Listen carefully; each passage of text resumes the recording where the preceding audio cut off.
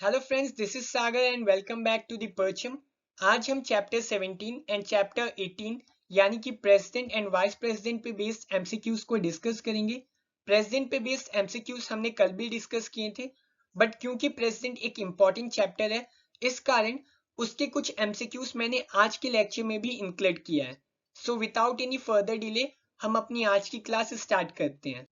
सबसे पहले देखते हैं अपना प्रीवियस डे क्वेश्चन। क्वेश्चन क्या था? In case the office of vice president is vacant, who acts as the president of India?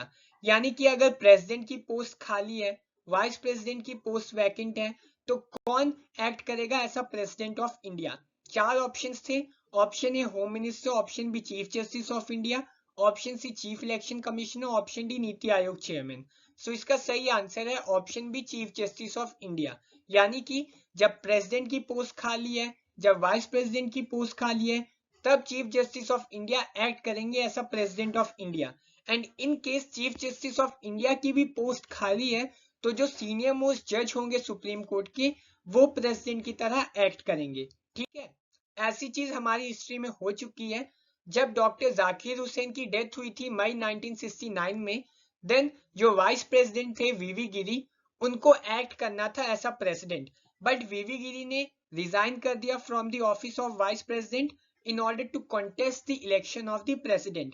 फिर उस समय के जो चीफ जस्टिस थे इंडिया के यानी कि M Hidayatullah, he worked as a officiating president from 20 July 1969 to 24 August 1969। In fact जो एम हिदायतुल्लाह है वो लेटर ऑन जाके भारत के वाइस प्रेसिडेंट भी बनते हैं। सो ये सारी चीजें आपको पता होनी चाहिए। अब हम स्टार्ट करते हैं अपने आज के क्वेश्चंस के साथ। एंड पहला क्वेश्चन है, what is the minimum age for being eligible to be the vice president of India? यानी कि अगर आपको भारत का उपराष्ट्रपति बनना है, तो उस चीज के लिए आपकी मिनिमम एज, न्यूनतम आयु कितनी होनी चाहिए? Option A 25, option B 30, option C 35, option D 40। So इसका सही आंसर है ऑप्शन सी 35। हमने कल भी इस क्वेश्चन को डिस्कस किया था, जहां हमने बात की थी प्रेसिडेंट की, और आज हम बात कर रहे हैं वाइस प्रेसिडेंट की। यहाँ आप उपराष्ट्रपति लगा दो, यहाँ वाइस लगा दो। ठीक है, आज हम बात कर रहे हैं उपराष्ट्रपति की, और उनकी भी मिनिमम एज कितनी है? 35। अब जो प्रेसिडेंट के क्वालिफिकेशन याद करने के लिए मैंने एक ट्रिक दी थी। वो क्या ट्रिक थी? 35 LOC, यानी कि मिनिमम एज 35, लोकसभा को क्वालिफाई करना चाहिए, ऑफिस ऑफ प्रॉफिट होल्ड नहीं करना चाहिए, और सिटीजन होना चाहिए इंडिया का। In same way vice president की भी कुछ क्वालिफिकेशंस होती हैं। मिनिमम एज 35 होनी चाहिए, क्वालिफाइड होनी चाहिए to become a member of Rajya Sabha, और तीसरा किसी भी तरह का ऑफिस ऑफ प्रॉफिट होल्ड नहीं करना चाहिए। चौथा, he should be a citizen of India. Second question, consider the following statements. Vice president holds office for a term of 4 year, यानी कि जो उपराष्ट्रपति होते हैं वो 4 साल की अवधि के लिए पद धारण करते हैं। Second, Vice President is accorded rank next to the President in official warrant of precedence. Which of the following statements are correct? Option A 1 only, option B 2 only, option C both 1 and 2, option D neither 1 nor 2। So इसका सही answer है option B 2 only, क्योंकि जो vice president होते हैं वो 4 साल के लिए ऑफिस को होल्ड नहीं करते, वो होल्ड करते हैं 5 साल के लिए। सो पहला स्टेटमेंट हमारा गलत है। दूसरा स्टेटमेंट हमारा बिल्कुल सही है, क्योंकि जो वारंट ऑफ प्रेसिडेंस होता है, जो ऑर्डर ऑफ प्रेसिडेंस होता है, उसमें प्रेसिडेंट के बाद कौन आता है? Vice president. So option B 2 only बिल्कुल सही है। अब जहां तक बात है टेबल ऑफ प्रेसिडेंट्स की, सो टॉप 5 कौन कौन है? पहला प्रेसिडेंट, दूसरा वाइस प्रेसिडेंट, तीसरा प्राइम मिनिस्टर, चौथा governors of states, and fifth former presidents. So कम से कम आपको 5 कौन है टॉप में वो पता होने चाहिए। वैसे लिस्ट तो बहुत लंबी है। ठीक है, third question, which of the following veto is not available to the president of India? यानी कि जो भारत के राष्ट्रपति होते हैं उनको इनमें से किस तरह की वेटो अवेलेबल नहीं है? Absolute veto, qualified veto, suspensive veto, pocket veto. So इसका सही आंसर है qualified veto. Absolute veto, suspensive veto and pocket veto president of India को अवेलेबल है। अब ये चारों चीजें क्या होती हैं ये समझते हैं। एब्सोल्यूट वेटो, एब्सोल्यूट वेटो में क्या होता है कि प्रेसिडेंट जो है असेंट को विथहोल्ड कर देते हैं। क्वालिफाइड वेटो में क्या होता है कि प्रेसिडेंट जो है बिल को रिटर्न कर देते हैं, बट अगर सेम बिल विथ और विदाउट एनी अमेंडमेंट, विथ और विदाउट एनी चेंजेस वापस पास कर दिया जाता है with higher majority, then president को साइन करना पड़ता है। सस्पेंसिव वेटो में क्या होता है कि अगर प्रेसिडेंट ने किसी बिल को रिटर्न किया है फॉर द रिकंसिडरेशन, बट वो बिल वापस लेजिस्लेचर पास कर देता है with ordinary majority, then president को साइन करना पड़ता है। इसको बोलते हैं सस्पेंसिव वेटो। एंड जहां तक बात है पॉकेट वेटो, ये सबसे पावरफुल वेटो है। इसमें क्या होता है कि प्रेसिडेंट ना तो बिल को रिजेक्ट करते हैं, ना तो रिटर्न करते हैं, और ना ही साइन करते हैं, यानी कि वो इग्नोर कर देते हैं, कोई एक्शन ही नहीं लेते, ठीक है। और क्वालिफाइड वेटो इंडिया के प्रेसिडेंट को तो अवेलेबल नहीं है, बट अमेरिका का जो प्रेसिडेंट होता है उसको क्वालिफाइड वेटो मिलता है। Fourth question. Consider the following statements with regard to election of vice president. पहला, each and every member of parliament participates in it. Second, only elected members of legislative assembly participate in it. यानी कि केवल विधानसभा के निर्वाचित सदस्य ही भाग लेते हैं। कौन सा स्टेटमेंट यहाँ सही है? Option A 1 only, option B 2 only, option C both 1 and 2, option D none of the above. ये आपको बताना है, ठीक है। सो इसका सही आंसर क्या है? Option A 1 only.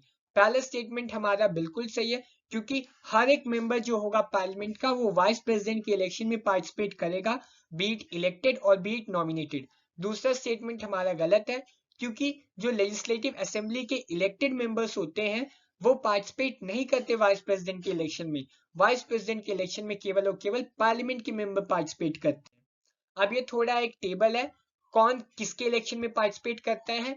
तो देखो, प्रेसिडेंट के इलेक्शन में मेंबर्स ऑफ पार्लियामेंट पार्टिसिपेट करते हैं लेकिन केवल इलेक्टेड वाले, और लेजिस्लेटिव असेंबली के मेंबर्स पार्ट करते हैं इलेक्टेड वाले, और जो दिल्ली एंड पुडुचेरी की जो लेजिस्लेटिव असेंबलीज हैं उसके भी इलेक्टेड मेंबर्स पार्टिसिपेट करते हैं, ठीक है। जहां तक बात है जम्मू एंड कश्मीर की, लद्दाख की, तो वो भी यूनियन टेरिटरी है, बट अभी तक जो वहां लेजिस्लेटिव असेंबली है वो ऑपरेशनल नहीं है, वो वर्क नहीं कर रही है, सो हम उसका नाम यहाँ नहीं लेंगे। एंड वाइस प्रेसिडेंट की बात करें तो केवल और केवल मेंबर ऑफ पार्लियामेंट पार्टिसिपेट करते हैं, बीट इलेक्टेड और बीट नॉमिनेटेड, सभी पार्टिसिपेट करते हैं। ये चीज लिखी है आर्टिकल 66 में। Fifth question, the office of vice president has been taken from which country. यानी कि जो उपराष्ट्रपति का पद है वो किस देश से लिया गया है। Option A Canada, option B Britain, option C USA, option D France. इसका सही आंसर क्या है? Option C USA. यूएसए से हमने कई सारी चीजें ली है, जैसे कि फंडामेंटल राइट्स हमने यूएसए से लिया, इंडिपेंडेंट जुडिशरी वाला सिस्टम यूएसए से लिया, judicial review, impeachment of president, preamble and the procedure for removal of जजेस of high court and supreme court, ये सारी चीजें हमने कहां से लिए? यूएसए से, ठीक है। Sixth question, under which article of the Indian constitution president can seek advice from supreme court on any question of law और फैक्ट। यानी कि जो भारतीय संविधान है उसके किस अनुच्छेद के तहत जो राष्ट्रपति होते हैं वो सुप्रीम कोर्ट, सर्वोच्च न्यायालय से किसी भी लॉ या किसी भी तथ्य के विषय में सलाह ले सकते हैं। Option A article 142, option B article 143, option C article 144, option D article 145। ये एक प्रीवियस ईयर क्वेश्चन है, वो मैंने ईयर नहीं डाली है, I forgot to add it, but ये एक प्रीवियस ईयर क्वेश्चन है, ठीक है। इसका सही आंसर क्या है? Option B article 143। और जहां तक बात है आर्टिकल 142 की, तो वो डील करता है decrees and orders of supreme court से। आर्टिकल 144 डील करता है civil and judicial authorities to act in aid of the supreme court, and article 145 deal करता है कोर्ट के रूल्स के साथ, ठीक है। और नोट करने वाली बात यह है कि प्रेसिडेंट जब एडवाइस मांग रहा हो सुप्रीम कोर्ट की, तो सुप्रीम कोर्ट अगर एडवाइस देता है तो वो एडवाइस प्रेसिडेंट पे बाइंडिंग नहीं होती है, ठीक है। Seventh, consider the following statements. पहला, vice president acts as ex officio chairman of Lok Sabha, यानी कि जो उपराष्ट्रपति होता है वो लोकसभा के पदेन सभापति के रूप में कार्य करते हैं। Second, all executive actions of the government of India are taken in the name of the president, यानी कि जो सरकार के सभी कार्यकारी कार्य होते हैं भारत के राष्ट्रपति के नाम पर किए जाते हैं। अब करेक्ट क्या है? Option A 1 only, option B 2 only, option C both 1 and 2, option D neither 1 nor 2। So इसका सही आंसर है ऑप्शन बी 2 ओनली। पहला स्टेटमेंट हमारा गलत है, क्योंकि vice president ex officio chairman Rajya Sabha के होते हैं, ना कि लोकसभा के, और ये चीज लिखी है आर्टिकल 64 में।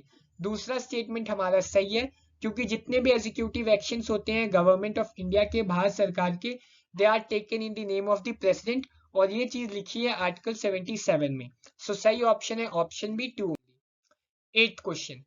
All doubts and disputes in connection with the election of the vice president are inquired into and decided by, यानी कि अगर उपराष्ट्रपति के चुनाव में किसी को किसी तरह का शक है, किसी तरह की शंका है, किसी तरह का विवाद है, तो उसके ऊपर जांच और निर्णय का अधिकार किसका है? Option A prime minister, option B election commission, option C supreme court, option D central cabinet. So इसका सही आंसर है option C supreme court. In fact हमने कल भी डिस्कस किया था कि प्रेसिडेंट के रिगार्ड्स में भी अगर कोई डिस्प्यूट या डाउट ओरिजिनेट होता है तो उसको भी कौन सॉल्व करेगा? Supreme court.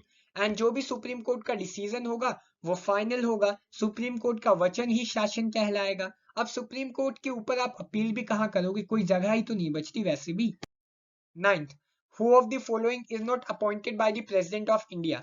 यानी कि 4 नाम दिए हुए हैं, आपको ये बताना है कि इनमें से कौन प्रेसिडेंट द्वारा नहीं नियुक्त किया जाता। Option A controller and auditor general, option B chief justice of India, option C chief election commissioner, option D chairman of state public service commission. So इसका सही आंसर है option D chairman of state public service commission, क्योंकि जो chairman होता है उसको कौन appoint करता है? उसको अपॉइंट करते हैं प्रेसिडेंट, ठीक है, सॉरी उसको अपॉइंट करते हैं गवर्नर, बट रिमूव कौन कर सकता है? केवल और केवल president. And CAG, chief justice of India, chief election commissioner, ये सबको तो प्रेसिडेंट ही अपॉइंट करते हैं under various articles of the constitution. 10th, consider the following statements. अब 2 स्टेटमेंट है, ये आपको देखनी है। पहला, an ordinance can be issued only on those subjects on which parliament can make laws, यानी कि जो अध्यादेश है केवल और केवल उन्हीं विषयों पर जारी किया जा सकता है जिन पर संसद कानून बना सकती है। दूसरा, ordinance can be promulgated by the president at any point of time, यानी कि जो राष्ट्रपति है हमारे, वो ऑर्डिनेंस अध्यादेश को किसी भी समय ला सकते हैं, किसी भी समय जारी कर सकते हैं। अब आपको करेक्ट स्टेटमेंट बताना है। Option A 1 only, option B 2 only, option C both 1 and 2, option D neither 1 nor 2। So इसका सही आंसर क्या है? इसका सही आंसर है ऑप्शन ए 1 ओनली, ठीक है। पहला स्टेटमेंट हमारा सही है, क्योंकि जो प्रेसिडेंट है वो ऑर्डिनेंस जो है केवल और केवल उन सब्जेक्ट्स पे इशू कर सकते हैं जिनमें पार्लियामेंट लॉ बना सकती है। दूसरा हमारा गलत है, क्योंकि ऑर्डिनेंस केवल और केवल तब इशू किया जा सकता है जब पार्लियामेंट की कोई भी हाउस सेशन में ना हो या फिर केवल एक हाउस सेशन में हो, ठीक है। और ऑर्डिनेंस जो है इसके बारे में किस आर्टिकल में लिखा हुआ है? आर्टिकल 123, बहुत इंपॉर्टेंट आर्टिकल है, ये आपको पता होना चाहिए। 11th, choose the correct pair. ये मैच द फॉलोइंग टाइप वाला क्वेश्चन है, आपको करेक्ट पेयर क्या है वो बताना है। So on one side we have Article 72, Article 123, Article 55, Article 143. On the other side we have manner of election of president, presidential reference, pardoning powers, ordinance. So मैं आपको 10 सेकेंड दे रहा हूँ, आप अच्छे से क्वेश्चन को देखो एंड सही आंसर डिसाइड कर लो।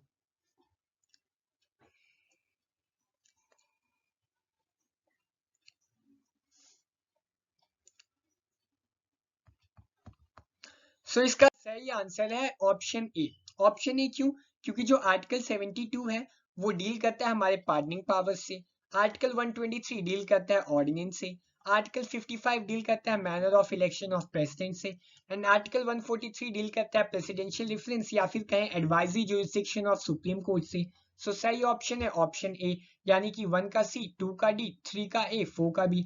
ये चारों के चारों बहुत ज्यादा इंपॉर्टेंट आर्टिकल्स हैं और ये आपको बाय हार्ट याद होने चाहिए। एंड इनफैक्ट हम जल्द से जल्द एक ऐसी सीरीज लाएंगे जिसमें मैं समझाऊंगा कि कैसे आर्टिकल्स को याद रखा जा सकता है, ट्रिक्स क्या होती हैं, ठीक। 12th, who performs duties of vice president when vice president is acting as president of India? So जब वाइस प्रेसिडेंट जो है प्रेसिडेंट के रूप में एक्ट कर रहे हैं तो जो वाइस प्रेसिडेंट की ड्यूटीज कौन करेगा? ठीक है, option A Lok Sabha speaker, option B deputy chairman of Rajya Sabha, option C deputy speaker of Lok Sabha, option D cabinet secretary. So इसका सही आंसर है option B deputy chairman of Rajya Sabha, ठीक है। क्योंकि वाइस प्रेसिडेंट की प्राइमरीली क्या ड्यूटी होती है कि वो राज्यसभा को चेयर करे, है ना, उसका एक्स ऑफिशियो चेयरमैन रहे। अब वाइस प्रेसिडेंट जब प्रेसिडेंट की तरह एक्ट कर रहा है तो चेयरमैन की तरह कौन एक्ट करेगा? डिप्टी चेयरमैन, ठीक है, राज्यसभा का उपसभापति हमारा सही आंसर है। 13th, who among the following has served as the vice president of India twice? चार नाम दिए हुए, चारों के चारों हमारे कभी ना कभी वाइस प्रेसिडेंट थे इंडिया के। अब इन चारों वाइस प्रेसिडेंट में से ऐसे कौन से वाइस प्रेसिडेंट है जो 2 बार उपराष्ट्रपति बने? अब चार नाम क्या है? Doctor S Radhakrishnan, K R Narayan, Mohammad Hamid Ansari, doctor Zakir Hussain. So correct answer decide करना है। Option A 1 only, option B 1 and 3 only, option C 1 and 4 only, option D all of the above. So इसका सही आंसर है ऑप्शन सी 1 and 4 ओनली। अब केवल और केवल सर्वपाली राधाकृष्णन और मोहम्मद हामिद अंसारी ही ऐसे वाइस प्रेसिडेंट हैं जो 2 बार उपराष्ट्रपति बने। एस राधाकृष्णन की बात करें तो पहली बार 1952 से 1957 के बीच, फिर 1957 से 1962 के बीच। एंड हामिद अंसारी पहली बार 2007 से 2012 के बीच एंड दूसरी बार 2012 से 2017 के बीच। सो सही आंसर है option C 1 and 4 only. Question number 14, consider the following statements. President nominates 12 members to the Rajya Sabha, यानी कि जो राष्ट्रपति होते हैं वो राज्यसभा में 12 सदस्यों को मनोनीत करते हैं। Two, prior permission of vice president is required for introduction of money bill in Lok Sabha, यानी कि मनी बिल को लोकसभा में इंट्रोड्यूस करना है तो उपराष्ट्रपति की हमें परमिशन लेनी पड़ेगी and that to prior permission. अब क्या स्टेटमेंट सही है? Option A 1 only, option B 2 only, option C both 1 and 2, option D none of the above. So इसका सही आंसर क्या है? इसका सही आंसर है ऑप्शन ए 1 ओनली। पहला स्टेटमेंट हमारा बिल्कुल सही है क्योंकि प्रेसिडेंट जो है राज्यसभा में 12 मेंबर्स को नॉमिनेट करते हैं। दूसरा स्टेटमेंट हमारा गलत है क्योंकि मनी बिल को इंट्रोड्यूस करने के लिए परमिशन तो चाहिए होती है, बट वो परमिशन वाइस प्रेसिडेंट की नहीं, वो परमिशन लेनी होती है प्रेसिडेंट की। और ये चीज कहाँ लिखी हुई है? Article 110 of the Indian constitution में, ठीक है। 15th, who was the first vice president of India, यानी कि भारत का प्रथम उपराष्ट्रपति कौन था? Option A B D Jatti, option B B V Giri, option C M M Hidayatullah, option D doctor S Radhakrishnan.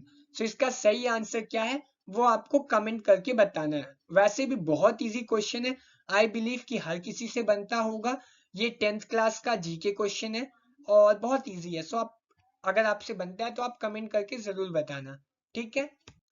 इस तरीके से हम खत्म करते हैं आज के 15 क्वेश्चंस। आउट ऑफ 15 आपसे कितने बने आप हमें कमेंट करके जरूर बताइए।